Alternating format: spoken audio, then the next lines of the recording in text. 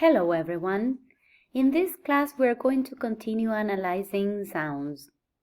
In English, when the air that comes out from the lungs through the vocal tract meets a restriction or an obstruction, we can say that they are considered consonant sounds. But on the contrary, if they do not find anything to obstruct the air coming out from the lungs, they are considered vowel phonemes. There are different categories of vowels phonemes.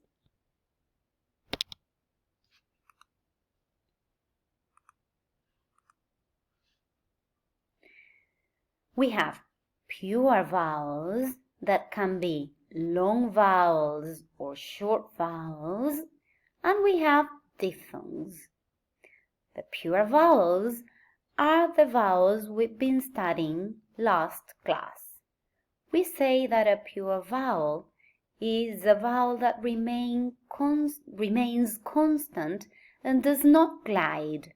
That means there's no movement inside the vocal tract to change the quality of a sound.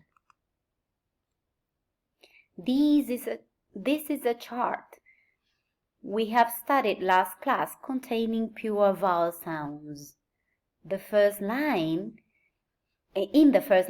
we find the closing sounds or the high sounds. In the section in the middle, we have the mid sounds, and in the section of the bottom, we have the open sounds or low sounds. We can see that there are some sounds here that contain colon, and that indicates that those sounds are long sounds. The sounds that do not contain the colon are considered short sounds. Now we're going to start analyzing diphthongs. But what is a diphthong? They are sounds which consist of a movement or a glide from one vowel to another. That means we start with a vowel sound and then we move to a different vowel sound. There are two elements in each diphthong, and the first element is always pronounced with much more effort. So we can say that the first element is stronger and longer, and the second element is a little bit weaker. The first element is the starting point of a glide, and then we move to a second position. We can analyze diphthongs bearing in mind the length of the diphthong. So we can say that the diphthong can be as long as a long vowel. So if you see here, we have the long sound that equals in length as, for example, the diphthong ia. So we can say that a long vowel sound takes the same time to be pronounced that any diphthong. This is just a mere example.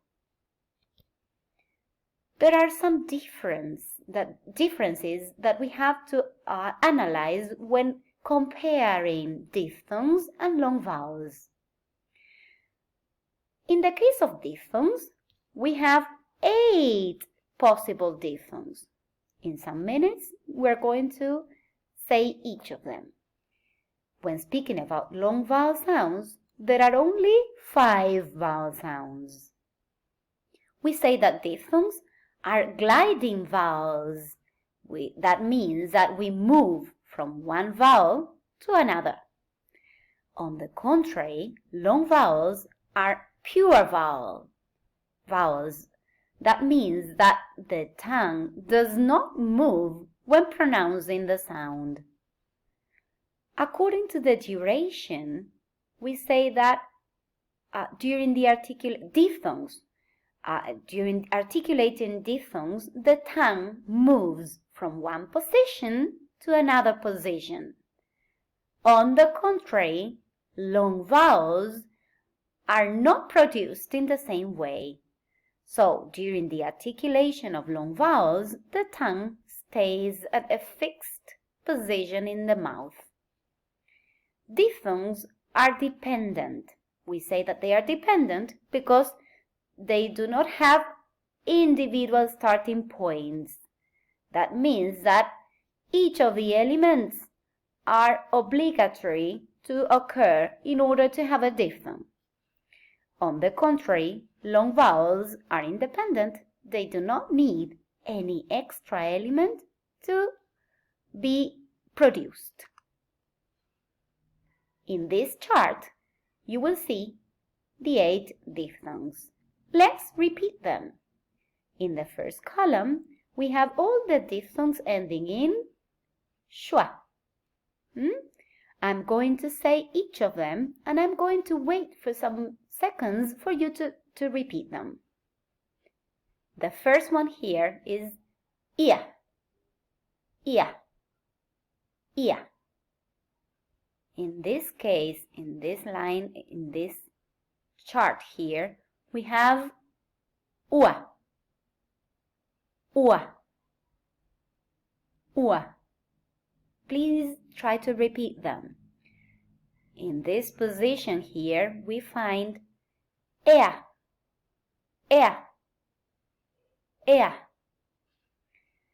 At the top of a chart in the middle, we find a, a, a. In the middle of a chart, we find oi, oi, oi. At the bottom of a chart, we find I, I. If you pay attention in this line, all the diphthongs end in I. In this section here, in this column, we find the diphthongs ending in U. This combination sounds as O, O, O. And this combination that looks very similar, but it's quite different, it sounds like ow, ow, ow. Okay,